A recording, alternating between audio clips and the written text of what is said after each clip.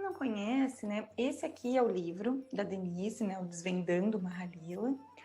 E aqui no seu livro, você apresenta diferentes regras, né, para jogar uma Halila além da versão original. Que a versão original é essa, né, que consta aqui no livro do Harish Johari, O Jogo do Autoconhecimento.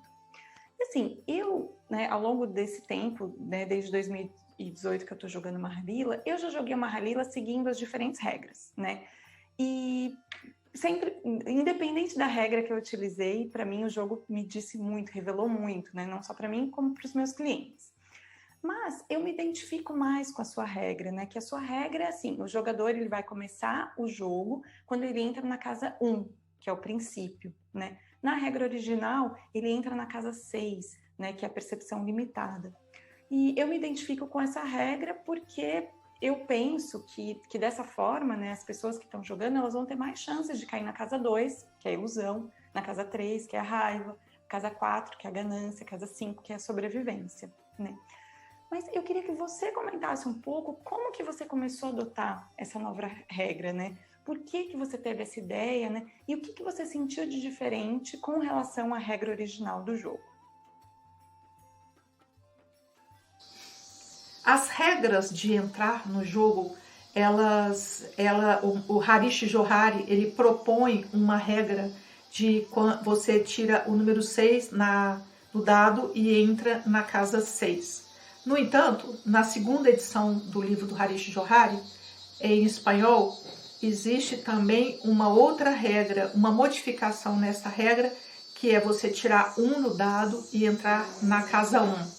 Então, na verdade, quando eu escolhi essa regra de entrada, não foi só uma ideia minha, como muitas pessoas me perguntam se foi eu que intuí esta regra. Não. Esta regra, na verdade, eu gosto mais desta regra do que da regra de entrar no número 6.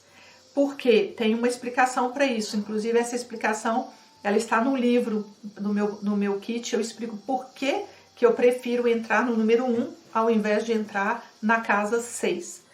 Quando o jogador, ao iniciar o jogo, ele entra na casa 6, as casas anteriores, a casa 2, a casa 3, a casa 4 e a casa 5, elas não são acessíveis naquele jogo, a não ser que o jogador caia em 2 serpentes, a serpente de Tamas e a serpente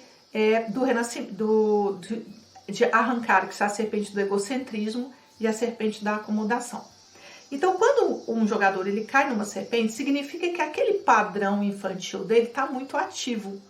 Então, faz com que ele volte até as casas iniciais, as linhas iniciais dos planos iniciais, para que ele reveja aquela história. E se isso não acontece, o jogador não tem a oportunidade de passar por aquelas casas. Isso não corresponde, na minha perspectiva, à realidade. Então, as casas anteriores à casa 6 são casas fundamentais e são casas de energia muito primária. São estados muito arquetípicos e muito primários que ocorrem em todos nós. Então, que casas são essas exatamente? São a casa da raiva, a casa do vazio, a casa do medo, que tem a ver com a ilusão. Então, essas casas, e a casa da nossa sensação de segurança, de estar na Terra encarnado, que é a casa 5.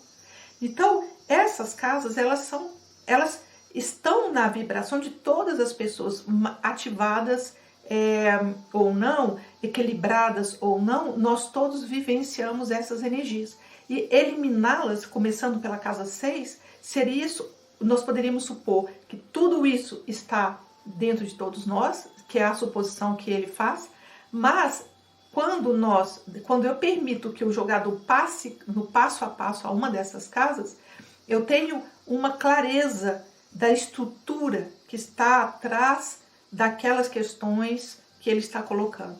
É como se eu pudesse, a partir, exatamente assim. Quando você entra na casa 1, você tem ali uma forma de discriminar com mais detalhe qual é a natureza das questões, dos problemas, da estrutura de ego daquele jogador. É por isso que eu faço a opção de entrar na casa 1 em vez de entrar na casa 6, como sugere Johari na sua primeira edição.